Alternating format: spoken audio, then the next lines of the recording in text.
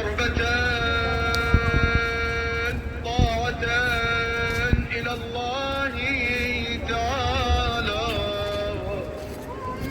السلام عليك يا أبا عبد الله. السلام عليك يا ابن رسول الله. السلام عليك يا خيرة الله وابن خيرته.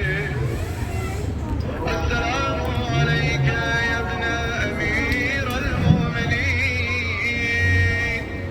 وابن سيد الوصيين. السلام عليك يا ابن فاطمة سيدتي نساء العالمين. السلام عليك يا ثار الله وابن الدار والوتر الموجود. السلام عليك وعلى الأرواح التي حلت بفنائك وأناخت برحلك. عليكم مني جميعا سلام الله أبدا ما بقيت وبقي الليل والنهار. يا أبا عبد الله لقد عظمت الرزية وجلت المصيبة بك علينا وعلى جميع أهل الإسلام. وجلت وعظمت مصيبتك في السماوات. اس کی ہسٹری اس طرح سے ہے کہ جنگ نہروان کے موقع پہ مولا علی کا یہاں سے گزر ہوا، پہلے ہوا تھا ادھر سے قطار امام علی سے، پھر وہاں سے گزرتے ہوئے اپنے مطلب جتنا لشکر تھا ان کے ساتھ یہاں پر پہنچے. جب اس مقام پہ پہنچے تھے تو فوج کے لیے پانی سارا ختم ہو گیا، سارے لشکر کے پاس پانی نہیں تھا. تو مولا علی نے حکم دیا کہ جا کے اس مقام پہ جدھر مولا کا کنواں ہے، مولا نے کہا تھا کہ اس جگہ پہ کنواں کھودنا شروع کریں.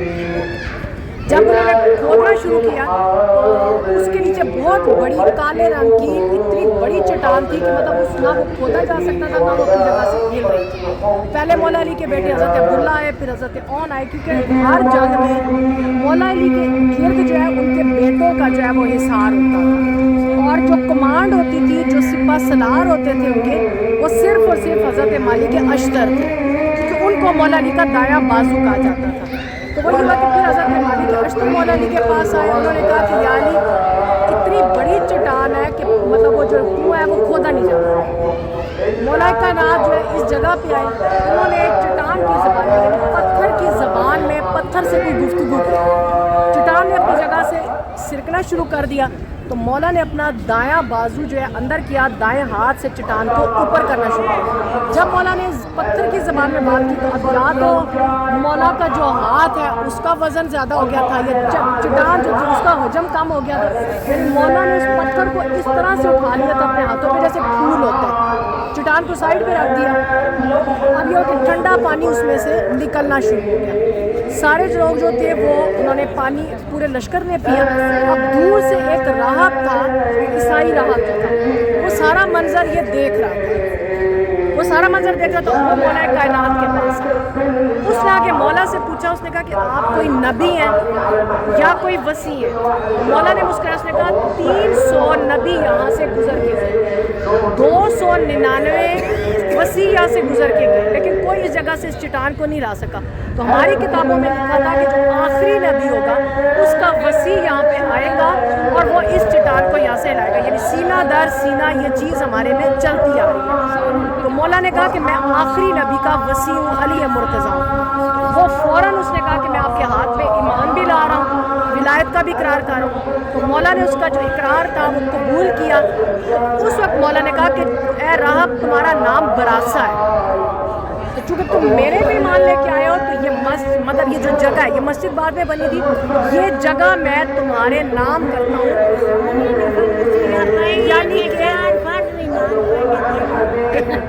یعنی میں یہ جگہ جو ہے شاید تمہارے نام سے منسوب کرتا ہوں، یہ جگہ ہمیشہ کے لیے براسا کہلائی تھی. تو بعد میں جب یہ مسجد بنی تھی تو پھر یہ مسجد براسا کہلائی. اس لیے اب ہم لوگ نماز تو پڑھ لیں گے، لیکن اس مسجد کی داخلی جو ہوتی ہے نا، ہوتی ہے جو 2 رکعت نماز، وہ یہاں پر اس لیے نہیں بنتی ہے.